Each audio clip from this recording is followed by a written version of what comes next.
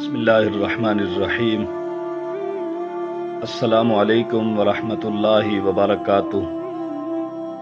معزز سامعین ذی احتشام، کرونا وائرس کے حوالے سے ایک پیغام ضرور سماعت فرما لیں کہ آج ہر ایک بندہ پریشان ہے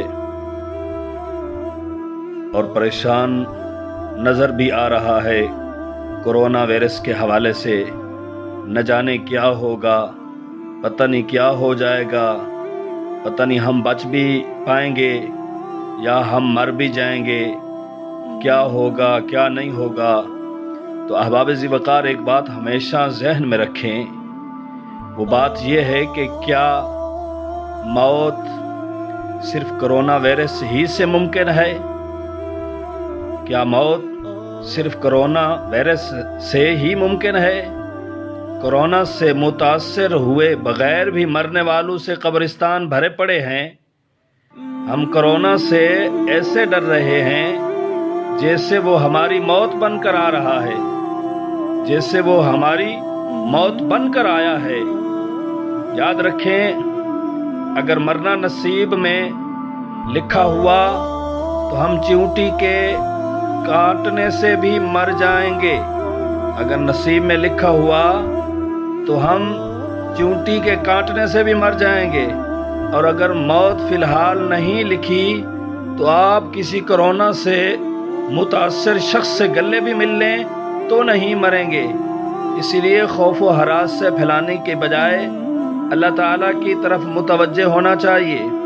ہمیں چاہیے کہ ہم اللہ تعالیٰ کی بارگاہ میں توبہ کریں، اللہ تعالیٰ سے معافی مانگیں، 5 وقت کی نماز پڑھیں، باوضو حالت میں رہنے کی کوشش کریں۔ اور ایک سائنس کی تحقیق میں یہ بات بھی یہی ہے کہ جو بندہ 5 وقت روزانہ وضو کرتا ہے وہ کرونا وائرس کی بیماری سے محفوظ رہتا ہے۔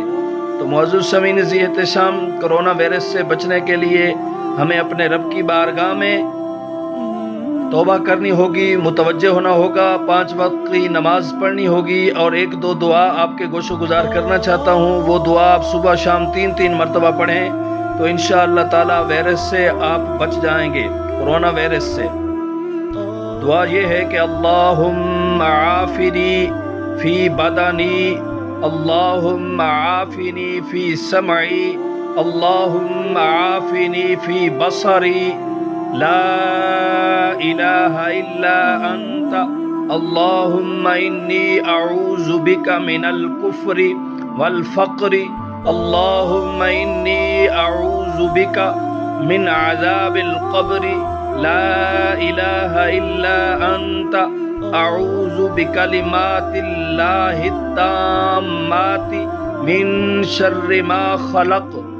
دوسری دعا، بسم اللہ الذی لا يضر مع اسمه شيء في الأرض ولا في السماء وهو السميع العليم۔ معزز سامعین ذی احتشام، کرونا متاثرین کے ٹھیک ہونے والوں کی تعداد مرنے والوں سے بہت زیادہ ہے۔